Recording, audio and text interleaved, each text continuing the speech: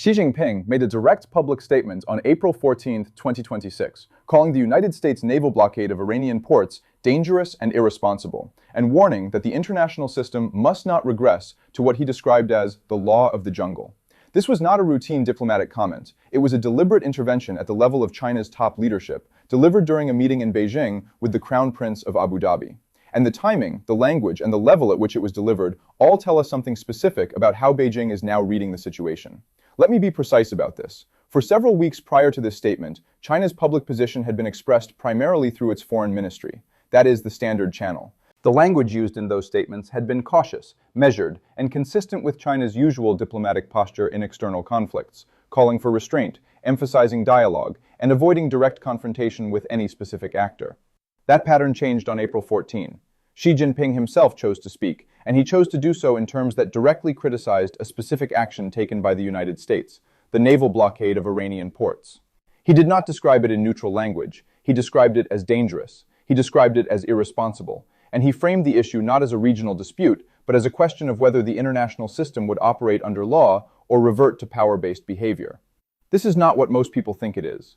The significance here is not simply the content of the statement. It is the elevation of the issue to the level of China's top leadership. Analysts observing this shift have noted that when Xi Jinping personally intervenes in this way, it typically reflects an internal assessment within Beijing that a situation has crossed a threshold, a point at which standard diplomatic messaging is no longer considered sufficient. And this is where the analysis has to be very careful, because the next part is where most people draw the wrong conclusion. China's foreign ministry provided an additional layer of explanation. It described the blockade as undermining an already fragile ceasefire. It warned that it jeopardizes the security of navigation in a critical maritime corridor. And it specified why that matters to China. More than half of China's total energy imports normally pass through that route. Consider the number carefully, more than 50%. This is not an abstract concern. It is not a general statement about stability. It is a direct reference to a structural dependency in China's economic system. Energy imports at that scale are not optional. They are foundational to industrial output, transportation, and domestic economic stability. Think about what that means. If a single maritime choke point carries more than half of a country's energy supply, any disruption to that route is not a distant geopolitical issue. It is an immediate domestic vulnerability. And when Beijing speaks about safeguarding navigation in that context, it is not speaking in general terms. It is speaking about a core national interest. The history here is essential. China's modern strategic thinking has been shaped by repeated experiences in which external powers controlled or disrupted access to critical resources and trade routes. The memory of those disruptions, from earlier historical periods through to more recent economic vulnerabilities, informs how Beijing evaluates risk in situations like this one. And this is the part of the report that almost no one in Western media is explaining accurately. Xi's remarks were delivered during a meeting with the Crown Prince of Abu Dhabi. That detail matters. It places the statement within a broader regional context, signaling that China is not only addressing Washington, but also communicating with key actors in the Middle East, actors whose economic and political decisions directly affect China's interests. At the same time, this intervention comes at a particularly sensitive moment in US-China relations. Donald Trump is scheduled to visit Beijing in May for a summit with Xi Jinping. That creates a narrow diplomatic window, and within that window, US intelligence reports have alleged that China is preparing to deliver military hardware to Iran, allegations that Beijing has explicitly denied. So we have multiple layers operating simultaneously. A military situation involving Iran and a US naval blockade, a fragile ceasefire that China believes is being undermined, a major energy supply route at risk, a pending high-level summit between the United States and China, and intelligence allegations that introduce an additional dimension of suspicion into the relationship. This is a structural convergence of pressures. Let me be very precise about this. Each of these elements on its own would require careful management. Taken together, they create a situation in which misinterpretation becomes more likely and the margin for error becomes smaller. There is also a regional dimension that cannot be ignored. Zhu Feng, the dean of the School of International Studies at Nanjing University, issued a warning that if Middle Eastern countries begin to fall into the conflict one after another, the consequences for China would be severe. He pointed specifically to China's commercial and investment interests across the region. This is not a theoretical concern. China has built extensive economic ties in the Middle East over the past decades. These include infrastructure investments, trade relationships, and energy partnerships. A widening conflict would not only disrupt energy flows, but also affect a broad network of economic engagements. And this brings us to the central analytical question. If Beijing has now concluded that the situation has crossed a threshold that requires direct intervention by its top leader, what does that tell us about how China is interpreting both the US blockade and the broader trajectory of the conflict? Structural risk reveals itself only after thresholds are crossed. The answer to that question lies not in the statements themselves, but in the strategic logic behind them. Xi Jinping's decision to personally characterize the United States naval blockade as dangerous and irresponsible reflects a specific strategic calculation inside Beijing, one that is grounded not in rhetoric, but in how Chinese leadership evaluates risk, sovereignty, and systemic stability. Here is what the data actually shows. Beijing is interpreting the blockade through three overlapping lenses: the security of critical supply routes, the integrity of international legal frameworks, and the signaling behavior of the United States in a region that China increasingly depends on economically. Each of these lenses operates independently. Together, they produce the response we are now seeing. Let me walk through the strategic logic. First, the energy dimension. China's foreign ministry explicitly stated that more than half of China's energy imports normally travel through the maritime route now affected by the blockade. This is not a marginal dependency, it is a structural one. When a country relies on a single region for over 50% of its energy supply, any disruption, or even the credible threat of disruption, becomes a matter of national security. Not in an abstract sense, but in a direct and immediate way. This is where the analysis must remain precise. Beijing is not reacting only to the blockade as an isolated military action. It is reacting to what the blockade represents: the possibility that a critical supply corridor can be controlled, restricted, or destabilized by external power projection. Think carefully about what that means. From Washington's perspective, the blockade is a tool, a specific operational decision within a broader conflict involving Iran. It is designed to achieve defined objectives within that context. From Beijing's perspective, the same action is not limited to that context. It is a signal, a demonstration that access to a region through which a majority of China's energy flows can be constrained by a naval force that China does not control. Washington calls this enforcement. Beijing reads it as vulnerability exposure. This is not what most people think it is. The second lens is the legal framework. Xi Jinping framed his remarks around the principle that international rule of law must be safeguarded and cannot be selectively applied. This language is deliberate. It reflects a long-standing Chinese position that emphasizes sovereignty, non-interference, and the formal structures of international law. But here is where the both sides dissection becomes essential. Washington's strategic logic does not prioritize the same legal framing in the same way. U.S. policy has historically combined legal justification with operational flexibility, meaning that actions such as blockades can be undertaken based on a combination of legal interpretation, security necessity, and alliance coordination. Beijing interprets that flexibility differently.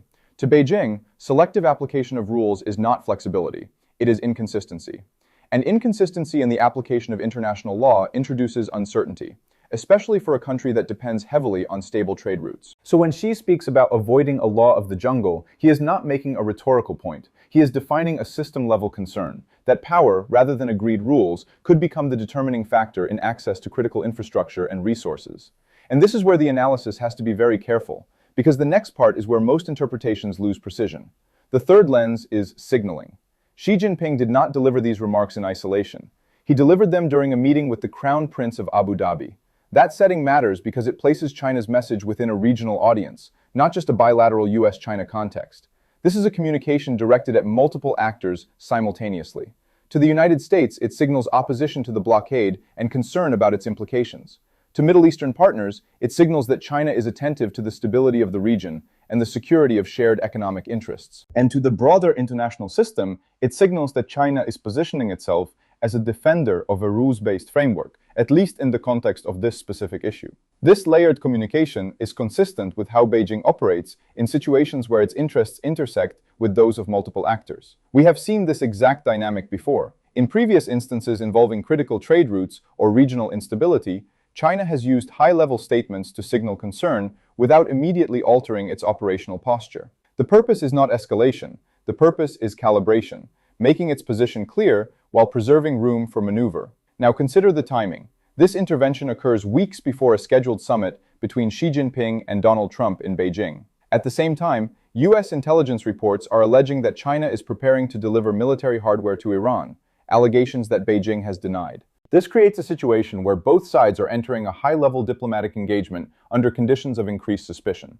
Let me be very precise about this. Washington is assessing whether China's actions align with its stated position of neutrality and stability. Beijing is assessing whether US actions, such as the blockade, align with the principles Washington claims to support in the international system. Both sides are evaluating credibility, and this is the pattern, not just in this case, but in every case where two major powers interpret each other's actions through fundamentally different frameworks. One side emphasizes operational necessity. The other emphasizes systemic consistency. Each sees the other as introducing risk. There is a data point in this report that changes the structural picture entirely. We will get to it now. Zhu Feng's warning provides that point. He stated that if Middle Eastern countries begin to fall into the conflict one after another, the consequences would be extremely detrimental to China's commercial and investment interests in the region. This is not a general observation. It is a direct statement about exposure. China's economic presence in the Middle East is extensive. It includes trade, infrastructure, and long-term investment projects. A widening conflict does not only affect energy imports, it affects the entire network of economic relationships that China has built over time. So Beijing's strategic logic is not limited to the immediate issue of the blockade.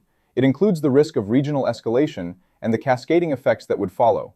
And this leads to the structural consequence that demands explanation. If Beijing sees the blockade as both a direct threat to energy security and a signal of broader instability, and if Washington sees the blockade as a necessary operational measure within its own strategic framework, then both sides are acting in ways that are internally logical, but externally incompatible.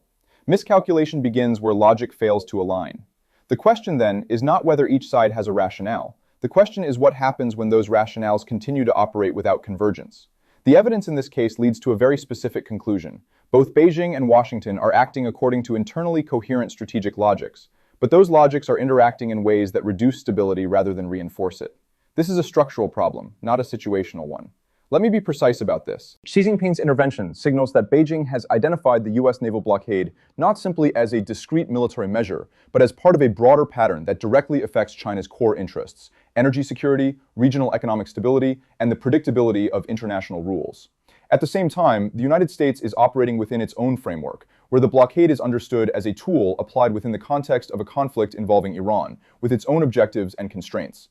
Neither side is acting without logic. That is exactly the issue. And this is where the analysis has to be very careful, because the next step is where most interpretations become either overly simplistic or unnecessarily alarmist. The interaction between these two logics produces a narrowing of options. Beijing, having publicly elevated its concern at the highest level, has made its position clear in a way that cannot easily be reversed without reputational cost. When a head of state defines an issue in terms of international law and systemic order, stepping back from that framing becomes more difficult. Washington, having implemented the blockade, is also operating within constraints. Operational decisions of this scale are not easily adjusted without affecting broader strategic signaling, both to adversaries and to partners. So both sides are now positioned in ways that limit flexibility. Think carefully about what that means. This is not a situation where either side lacks information. The positions have been clearly stated. The concerns have been articulated. The strategic stakes, energy flows, regional stability, legal frameworks, are understood on both sides. And yet, the trajectory continues. We have seen this exact dynamic before. In multiple historical cases involving major powers, situations have evolved not because one side intended escalation, but because both sides continued to act within their own frameworks, without adjusting for how those actions were interpreted by the other. The structure produces the outcome. Let me be very precise about this. China's concern about the security of navigation is tied directly to the fact that more than half of its energy imports pass through the affected region. That number does not change based on diplomatic preference. It is a structural dependency. The United States' use of a naval blockade reflects its ability to project power into that region. That capability does not disappear because it creates discomfort for other actors. It is a structural feature of U.S. military presence. So the underlying conditions remain constant. And this is the part of the report that almost no one is explaining accurately. The risk here is not defined by a single action or a single statement. It is defined by the accumulation of actions and statements that gradually reduce the space for adjustment. Xi Jinping's warning about avoiding a law of the jungle is, in this context, a statement about system behavior. It reflects a concern that if power-based actions become normalized, then smaller actors, particularly in regions like the Middle East, will adjust their own behavior accordingly. This is where the regional dimension becomes critical. Zhu Feng's warning about the potential for multiple Middle Eastern countries to become involved in the conflict points to a second layer of risk. As more actors enter the situation, the number of variables increases. Each additional actor brings its own interests, its own calculations, and its own thresholds. The result is not linear escalation. It is complexity. And complexity, in a system where major powers are already operating with limited flexibility, increases the probability of outcomes that no single actor fully intends. There is a structural pattern here. China has built extensive commercial and investment relationships across the Middle East. These relationships are not easily relocated or replaced. They are embedded in long-term agreements, infrastructure projects, and trade networks. A widening conflict disrupts those networks. At the same time, the United States maintains a security presence in the region that allows it to take actions such as the blockade. That presence is also not easily altered without broader implications. So both powers are structurally tied to the region, but in different ways. And this creates a situation where actions taken for one set of reasons produce consequences for another set of interests. Let me be very precise about this. China's public emphasis on international law and stability reflects its need for predictable conditions in order to sustain its economic engagements. The United States' operational flexibility reflects its approach to managing security challenges and enforcing strategic objectives. These are not temporary positions, they are embedded approaches. And this is the pattern. When two major powers operate with different assumptions about how the system should function, one emphasizing stability and predictability, the other emphasizing flexibility and enforcement, their actions can align in some situations, but they can also diverge sharply in others. This is one of those points of divergence. And this is where structure outweighs intention. Now consider the question of de-escalation. A de-escalatory path, in purely structural terms, would require adjustments on both sides. It would require the United States to account more directly for how its operational decisions affect the systemic concerns of other major actors. It would require China to communicate its thresholds and concerns in ways that reduce uncertainty rather than increase it. But here's the constraint. Neither side is currently positioned to make those adjustments easily. Washington's blockade is tied to a specific conflict dynamic involving Iran. Adjusting that posture involves calculations that extend beyond US-China relations. Beijing's public framing, now articulated at the level of Xi Jinping, ties its position to principles that carry long-term implications for how China presents itself in the international system. So the space for immediate adjustment is limited. And this leads to the final structural observation. This situation was not created by a single decision. It is the result of a series of decisions, operational, diplomatic, and strategic, that have gradually aligned in a way that increases friction between two major powers whose interests intersect in a critical region. The trajectory is not accidental. It is the product of those decisions. The question that remains is not whether both sides understand the stakes. The evidence suggests that they do. The question is whether the current structure allows for those stakes to be managed in a way that preserves stability, or whether the interaction of these logics continues to reduce the margin for error. Every constraint accepted narrows the next choice.